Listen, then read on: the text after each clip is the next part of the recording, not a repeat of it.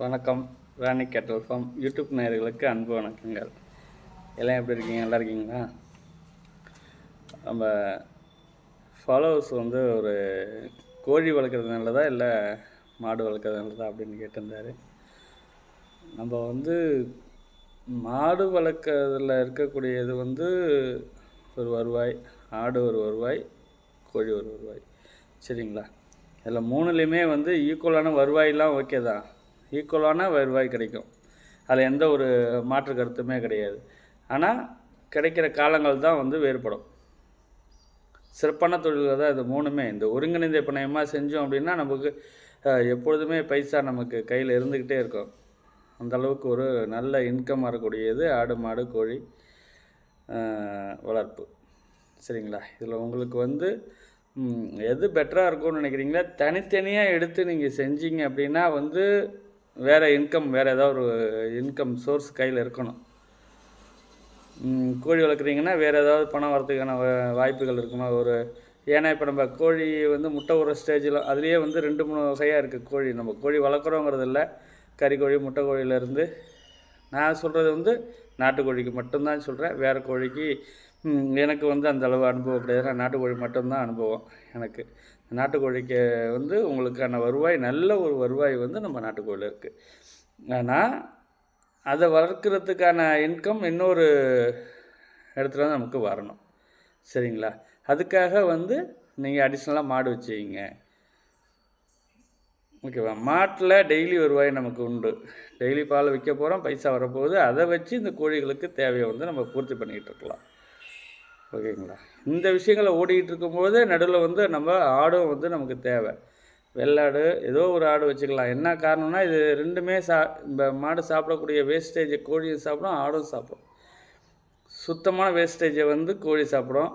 சரிங்களா? கொஞ்சம் நம்ம அதுக்கு தேவையான நம்ம கண்டிப்பாக தீவனப்பில் சுற்றிலும் போட்டிருப்போம், மல்பரி போட்டிருப்போம், சுப்பாப்பல் எல்லாமே நம்ம எல்லாமே போட்டிருக்கோம். அந்த நிலத்தில் சுற்றிலுமே வேலி வச்சுருக்கிறதுல இருக்கக்கூடியதில் ஆடு மேயும். நாட்டுக்கு ஒன்றும் அந்த அளவுக்கு நம்ம செய்ய வேண்டியதில்லை. உங்களுக்கு இது எதுக்காக சொல்கிறேன் அப்படின்னா, ஒவ்வொன்றும் மாடு, ஆடு, கோழி மூணுலேயுமே இன்கம் உங்களுக்கு லிங்காக கிடச்சிக்கிட்டே இருக்கும். இதில் இல்லைன்னா அதில், அதில் இல்லைன்னா இதில் அப்படிங்கிற மாதிரி. அப்போ நமக்கு லாபம் கிடைக்கும். அந்த ஒரு விஷயத்தை தான் நான் உங்களுக்கு நான் சொல்கிறேன். சரிங்களா? அதனால் நான் என்ன சொல்கிறேன் அப்படின்னா, நீங்கள் மூணுமே ஒரு சேர வளர்த்துக்கங்க.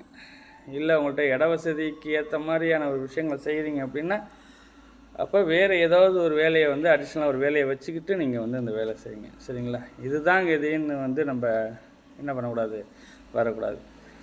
வேறு ஒரு சோர்ஸ் இல்லாமல் ஆடு மாடு கோழி வளர்த்து நம்மளால் ஜெயிச்சு வெள்ளாட முடியாது. சரிங்களா? அதுலேயுமே நீங்கள் கண்டிப்பாக அந்த இடத்துல கண்ணும் கருத்துமாக இருந்து பார்க்கணும். யாரோ ஒருத்தரை நம்பி நீங்கள் செஞ்சீங்க அப்படின்னா கண்டிப்பாக அது அந்த இடத்துல நீங்கள் தோற்றுடுவீங்க.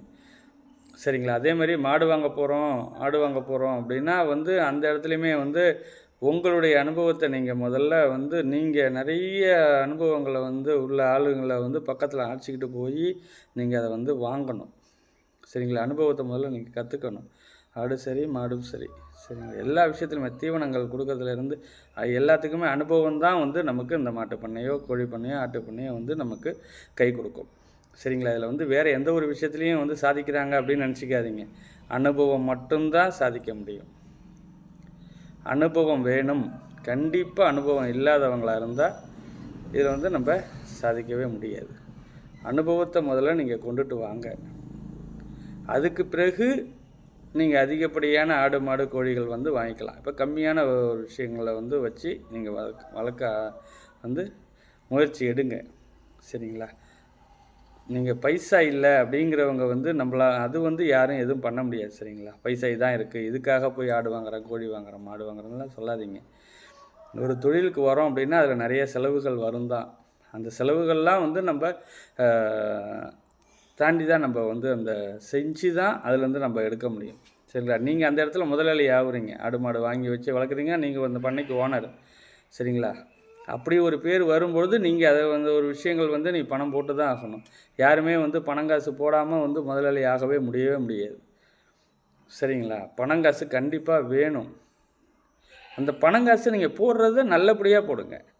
அதை வந்து நீங்கள் நல்லபடியாக செய்யுங்க. நல்ல இடத்துல வந்து நீங்கள் இந்த பைசா வந்து நீங்கள் எப்பொழுதுமே நிரந்தரமான ஒரு வருவாயை ஈட்டுறதுக்காக வந்துருக்கு. அந்த இடத்துக்கே வந்துடுங்க. இப்போ அடுத்த வேலையில் இருந்தாலும் சரி, நமக்கு மெயின் வேலை ஆடு மாடு கோழி வளர்க்குறது தான். அது சோர்ஸுக்காக பண செலவுக்காக இந்த இதுலேருந்து வரோம் அப்படிங்கிறத வந்து நீங்கள் பண்ணிக்கிங்க. அதில் அந்த அளவு எதுக்காக அந்த அனுபவம் வர வரைக்கும் அடுத்த இடத்துல நம்ம வேலை பார்த்துக்கிட்டே இந்த அனுபவத்தை கற்றுக்கணும். சரிங்களா? இப்போ ஒருத்தவங்க நம்ம பண்ணைக்கு வேலைக்கு வராங்கன்னா அவங்க கற்றுப்பாங்க. வேலைகளை கற்றுக்கிட்டு அடுத்தது அப்படியே போயிட்டு அவங்க பண்ணையில் அந்த ஒரு வேலையை செய்வாங்க. ஏன்னா அப்போ தான் அந்த ஒரு அனுபவங்கள் கிடைக்கும் அவங்களுக்கு. சரிங்களா? உங்களை வந்து அடுத்த பண்ணைக்கு வேலைக்கு போக சொல்ல, தெரிஞ்சுக்கிங்க. எல்லா பண்ணைக்கு போங்க, எப்படி இப்படி செய்கிறாங்கங்கிறத பார்த்துங்க, எப்படி இப்படி மாடு வாங்குறாங்கன்னு பாருங்கள். நீங்கள் ஃபஸ்ட் எடுத்து மாடு வாங்க வேணாம், அவங்கள ஒரு ஹெல்ப்புக்கு போங்க ஒரு பண்ணையாளரோட, அப்படி கூட செஞ்சு பாருங்கள். இல்லை நீங்கள் இப்படி தான் வாங்குகிறோன்னா நல்ல தெரிஞ்ச ஆளுங்களை வச்சு வாங்கி முதல்ல வேலையை வந்து கரெக்டாக பார்த்துக்கங்க. ஓகேங்களா? வேலை முக்கியமான ஒரு வேலை பைசா வரத்துக்கு.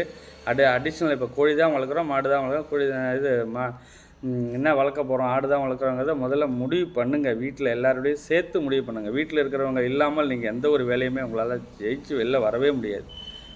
நீ ஒரு ஆளாக இருந்து செய்கிற அப்படின்னா அது அந்த அளவுக்கு நீங்கள் செய்கிறீங்க, வெளில வரீங்கன்னா ரொம்ப ரொம்ப சந்தோஷம். உங்களை வந்து கையெழுத்து கும்புறதோட வேறு இது இல்லை அந்தளவுக்கு. ஏன்னா அவ்வளோ கஷ்டங்கள் இருக்குது. அந்த அனைத்து நல்லது கெட்டதை பூரா எல்லாத்தையும் மறந்துட்டு தான் அந்த வேலையை நீங்கள் செய்யணும். அப்போ தான் உங்களால் அந்த இதுலேருந்து வெளில வர முடியும். சரிங்களா? அதேமாதிரி மாடு வாங்குறீங்க அப்படின்னாலும் சரி, அந்த மாட்டை வந்து எப்படி பராமரிக்கணுங்கிறது தான் சரி, அனுபவத்தை கற்றுக்குங்க. கரெக்டான முறையில் செய்யுங்க. டைம் டேபிள் போட்டு செய்யுங்க. இந்த விஷயத்த இந்த நேரத்தில் செய்யணும் அப்படின்னு. சரிங்களா? மாடு வாங்கினா செனை மாடு கண்டிப்பாக வாங்காதீங்க. கன்று போட்ட மாடாக வாங்குங்க. கறவை மாடு 6 லிட்டருக்கு மேலே, ஒரு நாளைக்கு காலையில் 6 மதியம் 6 12 லிட்டருக்கு மேலே இருக்கக்கூடிய மாடு, 10 லிட்டருக்கு மேலே இருக்கிற மாடு வாங்குங்க. ஓகேங்களா? சரியான முறையான பசுந்தீவனங்கள் வந்து சரி பண்ணுங்கள். இன்றைக்கி இருக்கக்கூடிய காலகட்டங்கள்லாம் வந்து பசுந்தீவனங்கள் இல்லாமல் வந்து நம்ம பண்ண முடியாது. கோழியாக இருந்தாலும் சரி, ஆடு மாடு 3க்குமே. அதே விற்பனை வாய்ப்பை நீங்களே வந்து செய்யுங்க. விற்பனையை நீங்கள் பண்ணுங்கள். அதேமாதிரி யாரை நம்பி செய்யாதீங்க. வேலைக்கு ஆள் வச்சாலும் சரி, அவங்கள நம்பி இந்த விஷயங்களை செய்யாதீங்க. அவங்க எந்த நேரத்தில் எப்போ போவாங்க வருவாங்கங்கிறது நமக்கு தெரியாது. சரியா? அது அவங்கள விட்டுடுங்க. அவங்க வேண்டாம், நம்ம தான். ஆனால் அவங்கள அடிஷ்னலாக வச்சுக்கிங்க. வேலைக்கு ஆள் வேணான்னு சொல்ல, வேலைக்கு ஆள் வச்சுக்கிங்க. அடிஷ்னலாக வச்சு வேலை செய்யுங்க. சரிங்களா? அப்போ தான் வந்து நம்ம தொழிலில் முன்னேற வர முடியும். அதனால் நீங்கள் ஒரு முடிவு எடுங்க. ஃபஸ்ட்டு முடிவு எடுத்துகிட்டு அந்த இடத்துல இறங்குங்க. ஓகேங்களா? நன்றி, வணக்கம். அடுத்த வீடியோவில் பார்க்கலாம்.